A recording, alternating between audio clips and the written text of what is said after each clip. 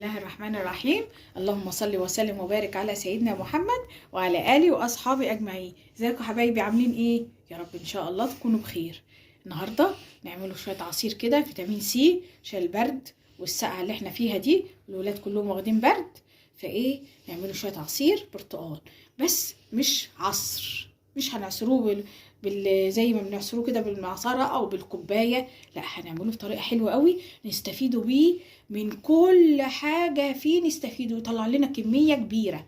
مش نعصره شوية برتقال زي دول كده يعملوا لنا شوية صغيرة، لا هيطلع لنا كمية كبيرة قوي عصير وهنشربه منه ونشبعه والولاد يشربوا، وايه ولا هنحس ان احنا تعبنا ولا اي حاجة. يلا مع بعض. وبرتقال حلو كده اللي هو البرتقال البلدي بسرة، اللي هو جميل ده، ولا صغير قوي ولا كبير قوي، ده بيبقى طعمه مسكر، يبقى طعمه جميل. يلا مع بعض نشوف الوصفة ونشوف هنعمله ايه. يلا هنقشر البرتقال وارجع لكم تاني نشوف هنعمله ايه.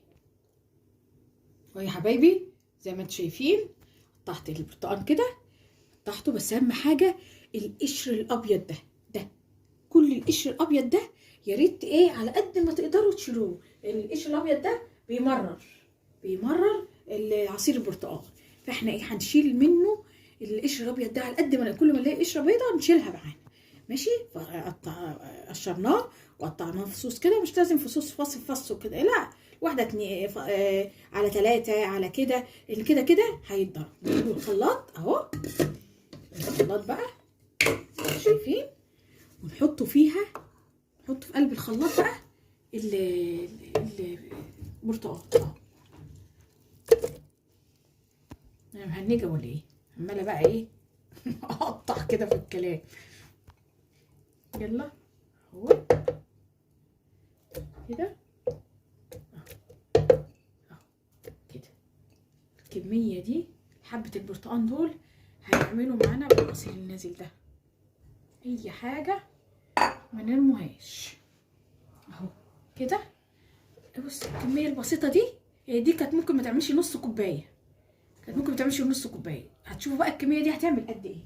هنجيبه بقى ايه السكر، هو مسكر والله، يعني مسكر جدا لانه بلدي، ف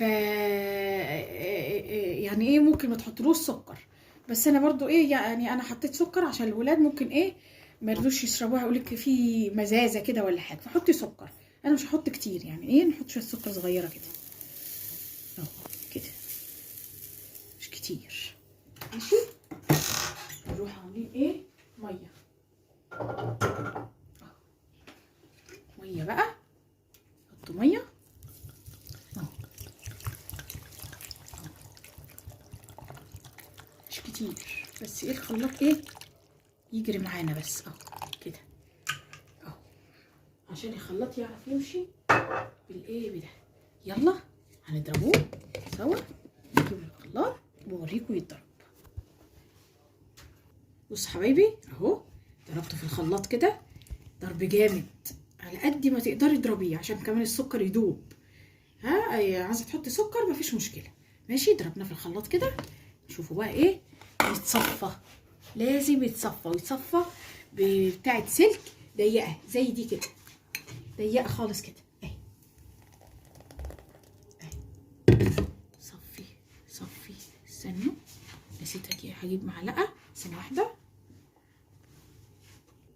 بص حبيبي اهو، بصوا بقى كده اهي، تقولي بقى ايه صفي كده، بصوا بينزل ازاي. دي خلاصه البرتقال كلها، الخلاصه بتاعه البرتقال، طعمه بقى والله جنان، هيتعجبكوا جامد، احلى مليون مره ما نمسكوا نعصروا برتقانه ببرتقانه اهو. اعصروا بقى كده، هفضل اعصر كل الكميه دي عشان ما اطولش عليكم، واوريكم بعد ما اعصر كل ده هنعمله ايه. ماشي بصي يا ولاد، بصي يا حبايبي، بصوا بقى، بصوا بقى العصير بعد ما اتصفى، بصوا الجمال، بصوا عليه، بصوا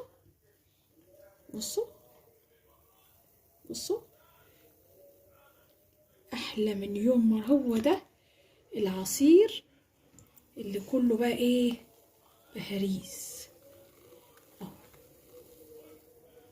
خدنا كل الخلاصة بتاعت الطماطم اهي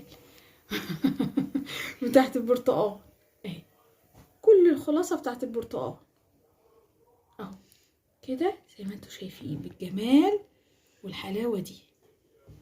برتقال بالخلاصة رهيب رهيب رهيب، هيعجبكم جدا جدا جدا، وهتشربوا برتقال جميل قوي قوي. لو كمان ما تحطوش عليه سكر يبقى جميل قوي قوي، بس انا عندي ايه لازم يتحط عليه شويه سكر يعني، فجربوه هيعجبكم باذن الله جميل قوي. بس يا ريت يتشرب على طول عشان لما بيقعد بيمرر شويه، فانتوا لما تعملوه اعملوا كميه على قدكم تشربوها على طول، وبعد كده تروحوا ما تبيتوش ولا تستنوا يعني عليه شويه.